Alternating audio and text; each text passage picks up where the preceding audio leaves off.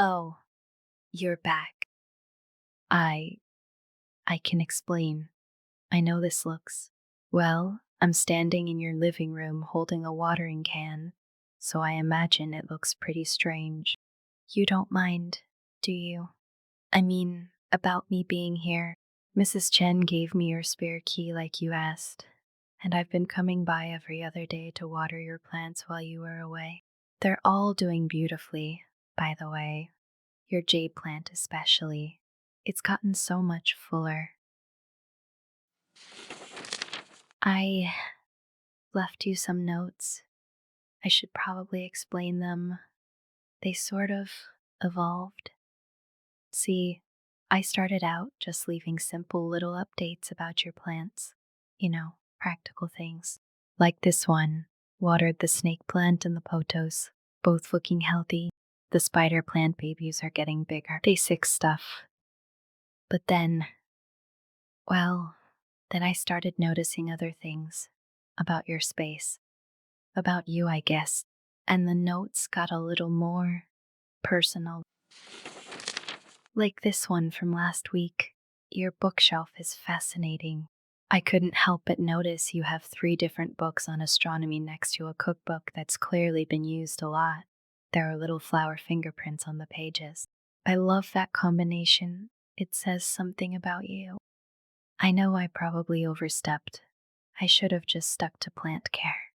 But being here, in your space, it felt like getting to know you in a way our quick hallway conversations never allowed. And I've been wanting to know you for, well, longer than I should probably admit. I hope you're not upset with me. I couldn't help myself. You're looking at me like you're trying to figure me out. I suppose that's fair. I mean, here I am, confessing that I've been, well, studying you through your belongings. That sounds terrible when I put it like that. The truth is, these notes, they became something else entirely. Started as plant care reminders and turned into, I don't know what to call them, a diary, letters I never intended to send, like this one from 2 weeks ago. I wrote, I noticed you always sleep with the window open a little, even when it's cold. There's something about that that makes me smile. Maybe it's because you trust the world enough to let a bit of it in while you're vulnerable. I know that's probably too personal. I shouldn't have noticed that. Shouldn't have written it down. But I did notice, and I couldn't stop thinking about it. Or this one. You have a coffee mug on your nightstand with a chip in the handle, but you still use it. I love that you keep things that matter to you, even when they're not perfect anymore. I realize how this sounds, like I was snooping, cataloging your life, but it wasn't like that. It was more like I was trying to understand the person behind all those polite hallway conversations, the person I kept hoping to really talk to someday. And then there's this one from last Tuesday. I almost didn't write it down because it felt too honest, too much like admitting something I wasn't ready to admit. I stayed longer today than I needed to, just sat in your reading chair for a few minutes, imagining what it would be like if this was normal, if I belonged here with you. I've been wanting to tell you how I feel for months. Every time we'd pass in the hallway, every time you'd smile and ask how my day was going, I'd go back to my apartment and wonder if you ever thought about me the way I think about you. Taking care of your plants. It taught me things about you I never would have learned from our hallway conversations. Like this little succulent on your windowsill. Do you know which one is my favorite? This one here, the jade plant. It's small, but it's so resilient. Even when I forgot to water it for a few days, it just kept going, kept growing. There's something about that quiet strength that reminds me of you. You never complain about the long hours you work, never seem to let the stress show when we talk. But I see it sometimes. and the way you carry yourself when you think no one's looking, and yet you're still kind to everyone. Still remember to ask Mrs. Chen about her grandson. And this philodendron, it reaches toward the light no matter where you move it, always finding a way to grow, to adapt. That's you too, isn't it? The way you've made this place feel like home even though you've only been here 8 months. I started talking to them while I watered them. Your plants, I mean, telling them about my day, about the book I was reading, about, well, about you, how you always hold the elevator door even when you're clearly running late, how you leave your shoes by the door so neatly, like you're considerate even when no one's watching. And that's when the notes really started to change. They stopped being about plant care and became about this feeling I couldn't name, this warmth that would spread through my chest every time I unlocked your door and stepped into your space.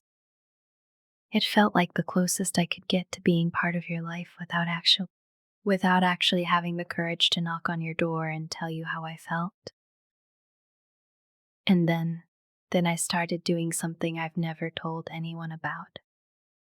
I would sit in your kitchen chair, the one by the window, and I would just talk to them, to your plants. I know how that sounds, but they became my confidants. The jade plant especially. I'd tell it about my day, about the way you smiled when you said goodbye before your trip, about how empty the hallway felt without hearing your door close in the morning. The notes, they started changing after that. Listen to this one from week 3. The philodendron is thriving, but I think I'm the one who's really growing here. Being in his space, surrounded by the things he cares about. I feel closer to him than I ever have, and he's 2,000 miles away. But there's one more, the last one I wrote, the night before you came home. I need you to hear this one. I think I'm falling for my neighbor, not just attracted to him, not just curious about him, falling. The way he arranges his books by color instead of author. The way he keeps that little cactus even though it's clearly struggling.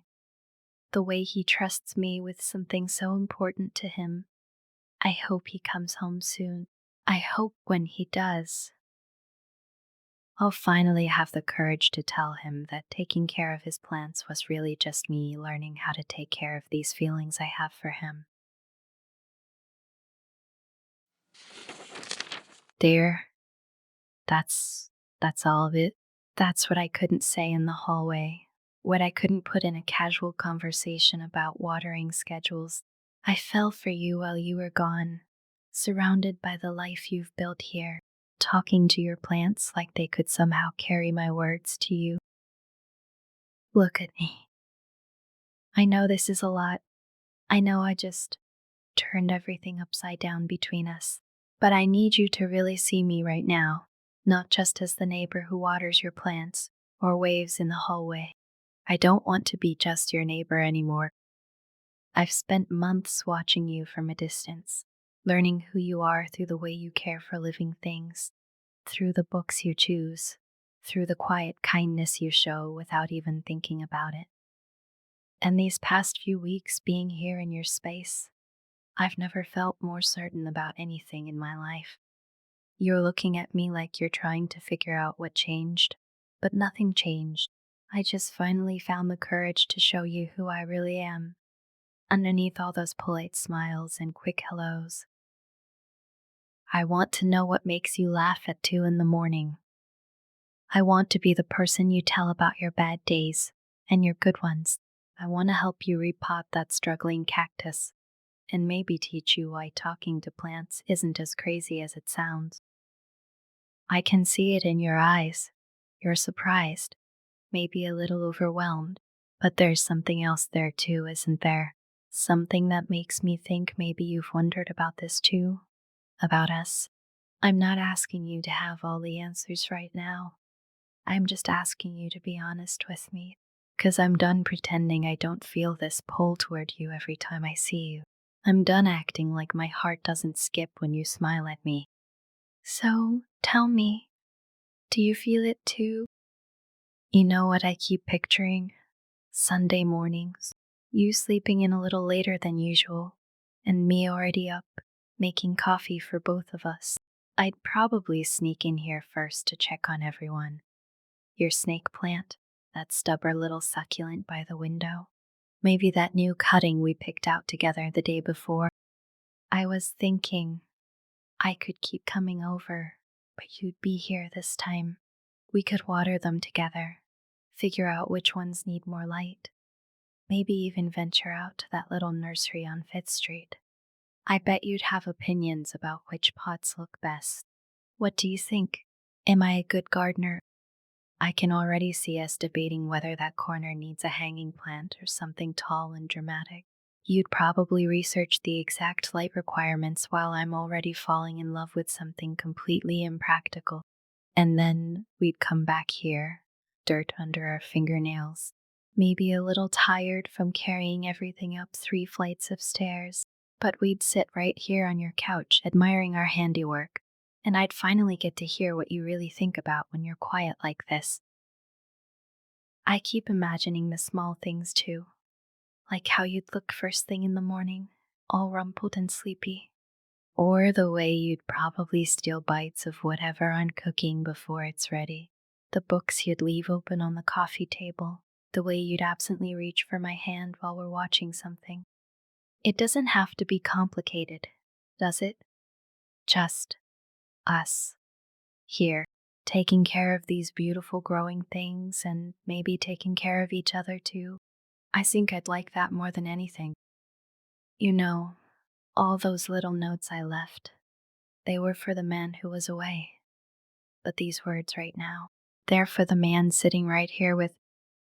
I can see something shifting in your eyes, like you're finally letting yourself believe this is real, that I'm real, that what I feel for you isn't just some fantasy I've built up from stolen glances and wishful thinking.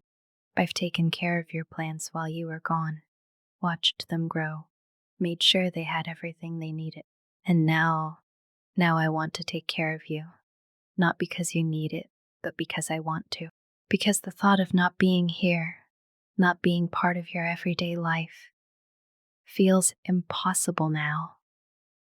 I keep thinking about how natural this feels, sitting here with you, surrounded by all this green life we've both been tending to. It's like we've been practicing for this moment, without even knowing it, learning how to nurture something beautiful together. There's something I need you to know. I'm not asking you to figure out how you feel about me or whether this makes sense. I already know what I want. I want Sunday mornings and dirt under our fingernails and the way you'll probably reorganize my entire spice cabinet within a week. I want to learn all your quiet habits, the way you hold your coffee cup, which side of the bed you prefer, how you look when you're concentrating on something important. I want to be the person you tell things to first. So here's what I'm really asking, and I need you to look at me when I say this. Will you let me stay? Not just today, not just until you get settled back in, but really stay. Let's see what grows between us. Let's find out what happens when we stop pretending we're just neighbors and start being us.